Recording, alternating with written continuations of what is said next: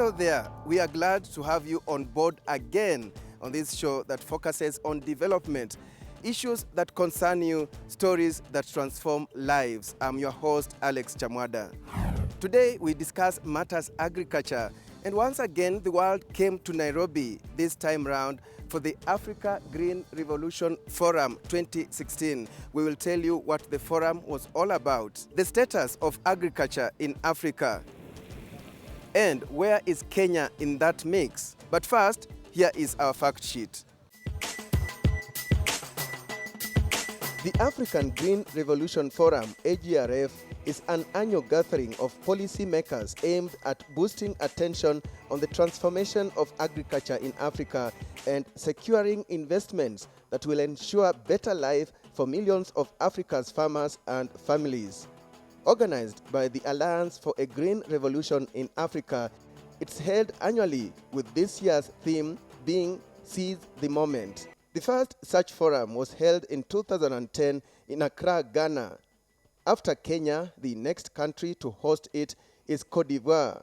In the campaign for a green revolution in Africa, the key areas of focus include managing soils, proper use of fertilizer, the role of technology, investment in certified seeds, the role of the youths, as well as embracing climate-smart agriculture. Meanwhile, a new report released by AGRA indicates that a decade of intense domestic attention to farmers and food production has generated the most successful development effort in African history. It says the countries that made the biggest investments were rewarded with sizable jumps in both farm productivity and overall economic performance. There you are, and experts say Africa is getting greener and greener, and smallholder farmers have more money in their pockets now. So let's understand, where did all this campaign begin? Green Revolution on the continent. I spoke to the first president of the African Green Revolution Forum, Dr. Namanga Ngongi. 10 years ago, or just before 10 years ago, Africa was in a transition. African heads of state had met in Maputo and agreed to and committed themselves to increasing investments in agriculture. They committed themselves to give 10% of their budgets to agriculture, to raise agricultural production by 6% to 6.2% per annum, okay, and to create as much jobs as they could in the agricultural sector, for agriculture to be a driver for overall economic growth. That encouraged some donors, some philanthropists, some foundations to consider whether it was not time to partner with Africa to fulfill this ambition. AGRA was created in 2006. Okay, it started functioning in 2007. I joined at the end of 2007. Okay? So we were already going through to recruit staff from the beginning, to have a strategy, to have a plan, to have. So you did need to convene people, bring people together to explain what this green revolution was, because there was a lot of controversy, thinking that it was a photocopy of the Asian Green Revolution, having hybrid seed, GMO, high levels of fertilizer, destroying the environment. There was a lot of fear. So we needed to create a forum to bring people together, all stakeholders, for as many as possible, and we did the first AGRF in Accra, in Ghana, in 2010. What is the biggest success? The biggest success has been really in mobilizing international opinion, building on what CADAP had built, on making agriculture a thematic thing that people can feel at ease to discuss. Are African governments doing well in terms of the target, allocating 10% of their budgets to agriculture? The 10% target has not been met. They are now somewhere between 3.5%, 4 to 5%. There are some countries that are around 8% to 10%, okay? But that's a small minority of countries. The 6th African Green Revolution Forum at the UN complex in Nairobi was attended by high-profile decision makers from both the private and public sector, including former and current heads of state. Here is a recap of some of the speeches that were delivered during the forum. This year's AGRF is about really engaging the people we are supposed to be engaging with, our heads of states, who care the most about the people we are trying to move. They have the mandate to bring prosperity to these people. We need to seize the moment because agriculture is the main topic, not only in Kenya, but also in Africa and in the world. And this is the opportunity when we need to take agriculture to the next level. And every day, farmers are proving how much they can achieve when given access to high-quality seeds, fertilizers, and indeed market access. Governments and government institutions, we must really increasingly look at ourselves as having maybe a big share to do on our part, because in the end we have a certain age that allows us to create the right environment in which these other players, even the private sector, actually can play a more important role. Let's go practical now. And one of the issues that are coming out of this forum is that farmers should embrace climate-smart agriculture. In Machakos, farmers are being empowered to plant crops that are drought-resistant. Let's understand how through the following report by Levis Musumba.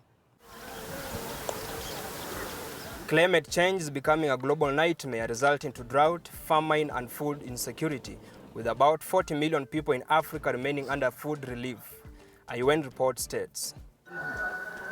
Alan Mackenzie from Machakos County, a semi-arid region, is a smiling farmer as he makes a bulky harvest every passing season. A relief food remains a tale to him. As we drive into his home, we found Alan busy sorting maize he recently harvested, and a smile on his face shows how happy he is to have visitors this afternoon. After many years of over-reliance on traditional methods of farming leading to poor crop yields, Alan decided to go modern, adopting the use of drought-resistant seeds from Dryland Seed Limited Company. The difference between the KDV4 and what we used to have before is you know, that speed of growth and maturity, and also higher yield compared to the traditional way we used to plant. Farmers need a credit scheme. They need awareness because, as you know, the finance institutions have been very expensive with very high interest rates. So we hope that the intervention by the government to lower interest rates is going to encourage farmers to start borrowing to invest in agriculture. 3 years ago, with the 2.5 acres of land, he could only make about 1 ton of maize in a good harvest. But now he harvests 3 tons of maize from the same piece of land, which is 3 times more. It's very important for farmers to, to time the planting time, as well as to time, how to add this additional, say, fertilizer, so that the plant matures at exactly, between 75 to 90 days because of the short rains that we experience in these regions. Following a better harvest, he also had to improve on post-harvest management. Alan now stores the harvest in airtight storage bags, which can last for more than a year. Since the introduction of drought-resistant seeds to farmers in drought-affected regions, farmers like Alan can afford to put a meal on the table, as well as make a coin from the sales of farm produce. If this can be replicated across the country, then Kenya will be food sufficient. For the Chamwada report, I am Levis Musumba. Still on matters agriculture, the role of development partners cannot be ignored. Millions and millions of dollars have been pumped into the sector. I asked the USAID Administrator, Gail Smith, is it worth it? One of the things we found early on in President Obama's administration was that assistance and funding for agriculture had fallen dramatically, whether it was foreign assistance from donors, investments from governments, or private capital. So President Obama, early, 6 weeks into his administration, called for a global food security initiative. That became Feed the Future. We built Feed the Future and that whole initiative, interestingly, on a lot of what was happening in Africa. In particular, leaders had agreed in Maputo in 2003 to increase spending on agriculture. Also, and significantly, they had agreed that countries needed to have comprehensive food security plans. So in partnership with government, civil society, the AU, experts, researchers, the private sector across the continent, we started Feed the Future, and we've seen dramatic results in what, 5, 6, 7 years is a relatively short time.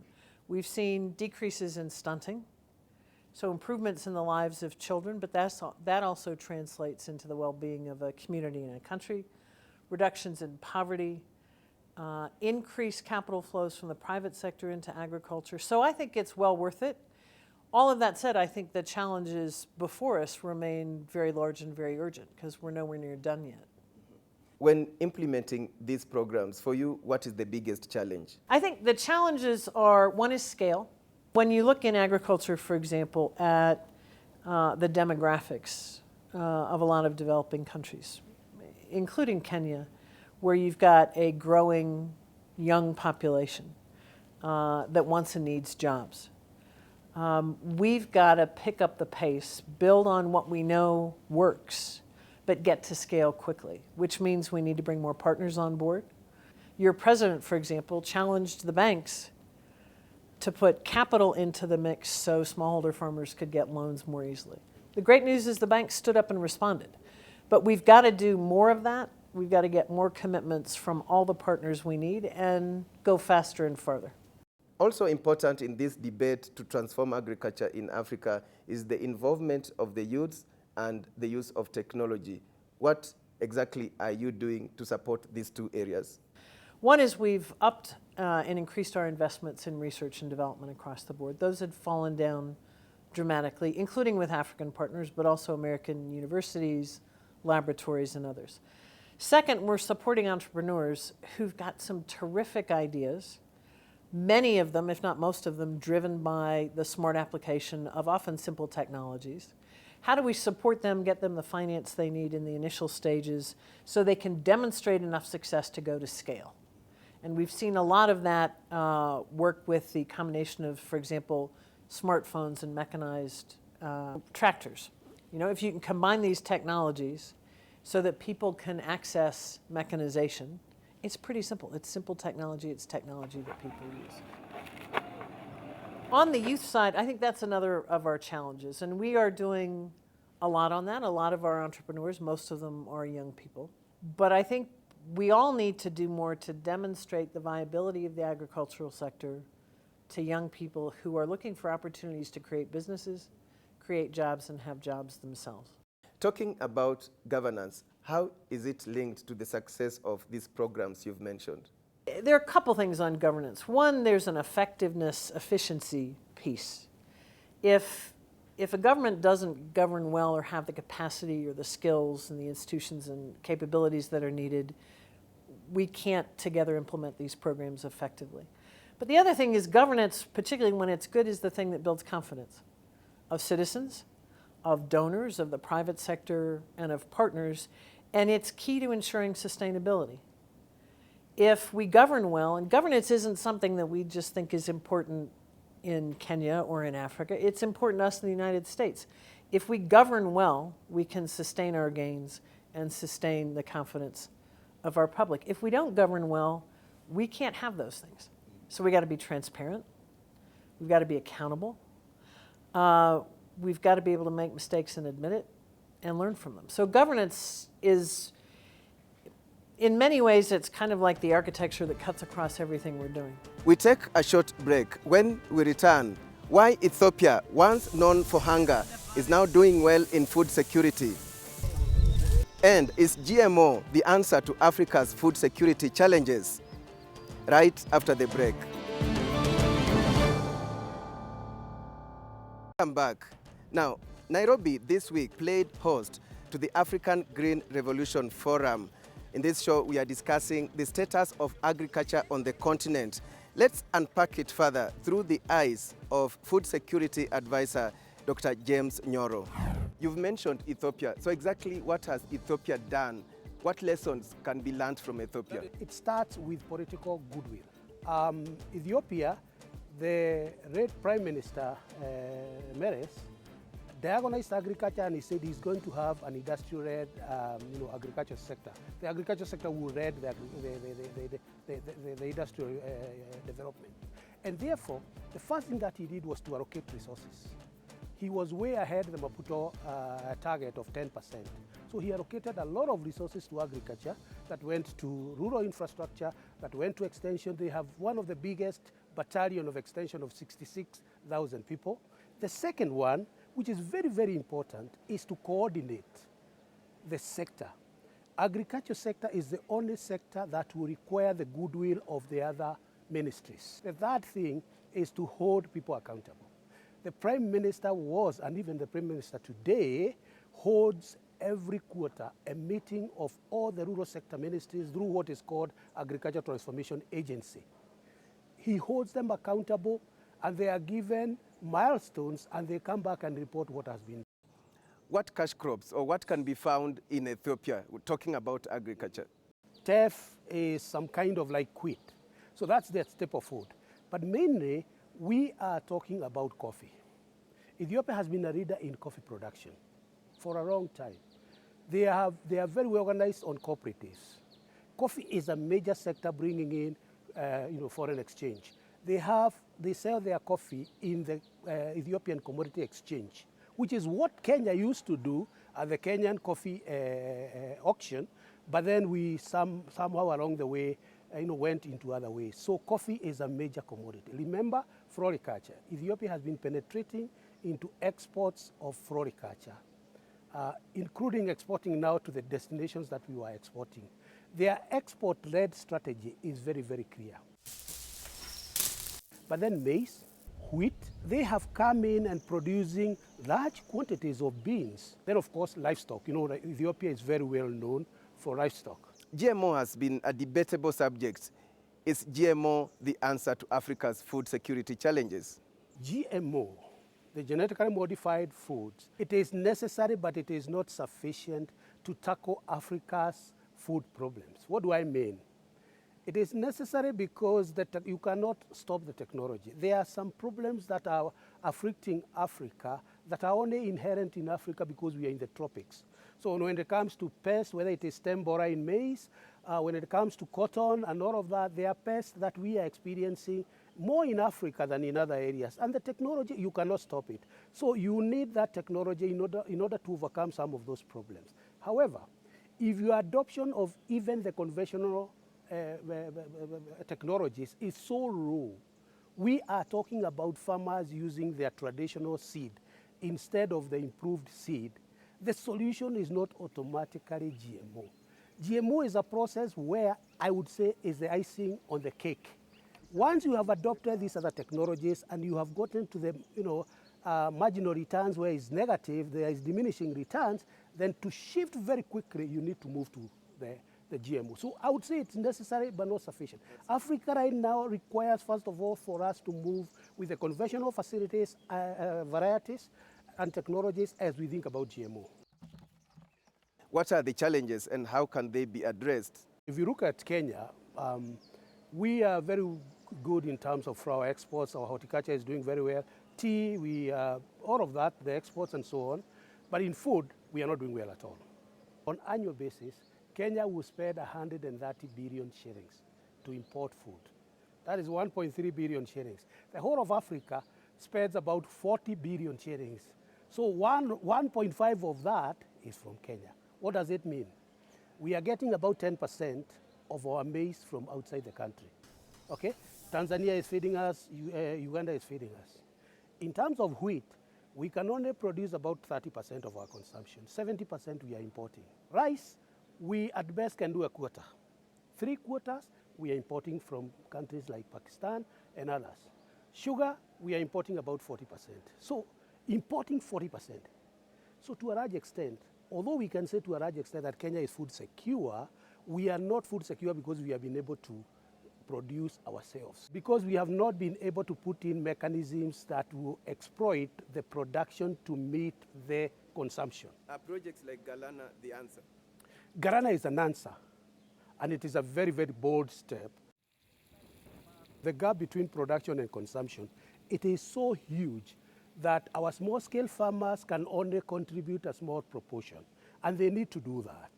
But Garana will come in and they will bridge that gap very quickly. But there are doubts on its is it doable? Is it a white elephant? It is doable. Garana is a long-term investment program.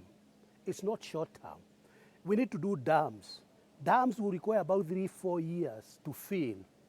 We need to put in infrastructure so that the private sector will come in and open it. It's only that people thought that Garana is a 1 year or 2 year or 1 term of the presidency. No, Garana is a long-term program, but we were probably very ambitious when we said $1 million and people expected $1 million the following day. I must also say that the feedback that the people, Kenyans get from the progress in Garana has not been very good, but it is the way to go. There has always been fear that if Garana works, then we are going to displace all our small-scale farmers in North Rift. Our small-scale farmers, the farms are becoming smaller and smaller, and the opportunity is for them to move out of maize production because it's a low-value crop. The best you can do in Bugoma is to make probably 40,000 shillings per acre in the whole year because they do only one crop. Within that season, if you are doing tomatoes, or if you are doing French food, or if you are doing fruits, you could make 200, 300,000. So the objective of having projects like Garana and others are to make sure that our small-scale farmers are moving. So it must be done in tandem with moving our small-scale farmers from low-value food production into higher-value crops, the kind of things that you see happening in central Kenya. That's where we end today's show. We discussed the status of agriculture in Africa following the African Green Revolution Forum that took place at the United Nations offices in Gigiri. We are glad you are part of the show. We value your contribution. And until we meet again next week, same time, same channel, bye-bye for now.